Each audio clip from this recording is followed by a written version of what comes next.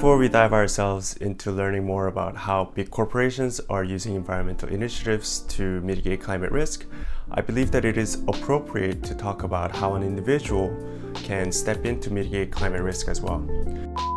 I have narrowed down it to 5 simple steps that an individual can support the environment.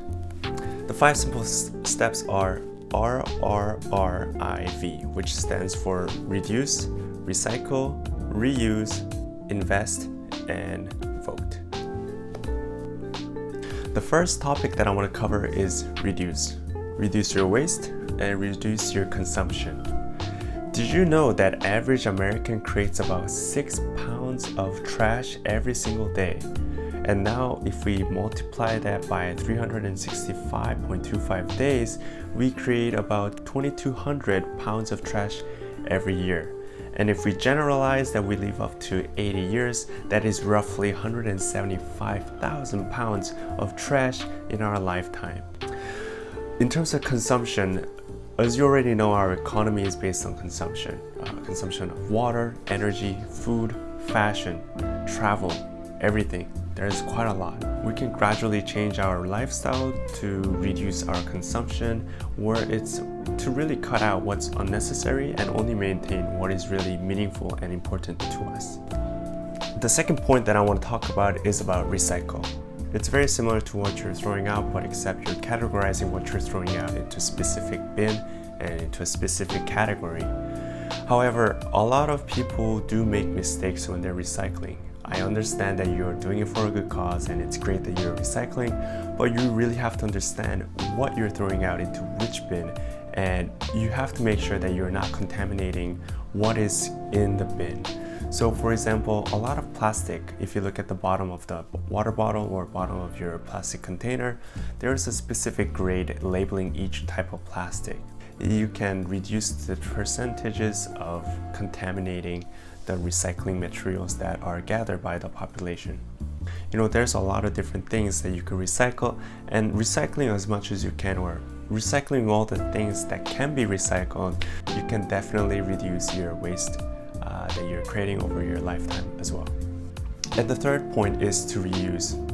This is going to be a very quick point. You could use a reusable water bottle, reusable lunchbox, and also when you're going grocery shopping, you can use a reusable bag so that you reduce your plastic consumption. The fourth point is to invest. And you may be thinking, how can an investment support and mitigate the climate risk? Well, there are financial products that are available out in the market to support that cause. Well, I'm going to give you 3 examples. The first one is purchasing green bonds. Now, what is green bonds? Green bonds is a fixed income instrument that is focused on environmental and climate related projects, and those are used to raise money towards that project so that you could actually input directly to what is happening in those areas. The second one is looking into ESG products, where you grade each individual financial products based on their environmental, social, and governance.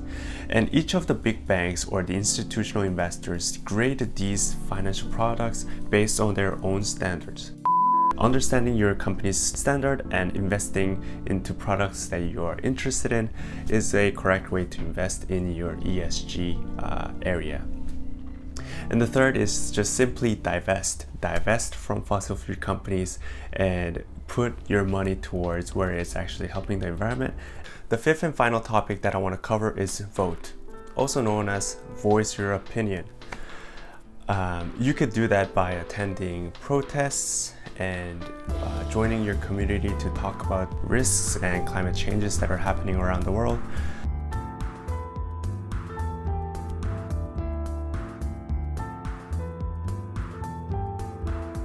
And you can voice your opinion, and also you can vote. You can look into your political party's environmental agenda and see if you agree with it, if you disagree with it, because they do quite impact the environmental standards and the regulations that are being put out.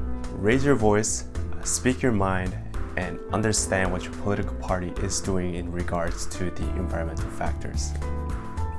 So that was 5 simple steps and things that an individual can do to mitigate climate risk. And I'll come back with more videos in the future. Thank you.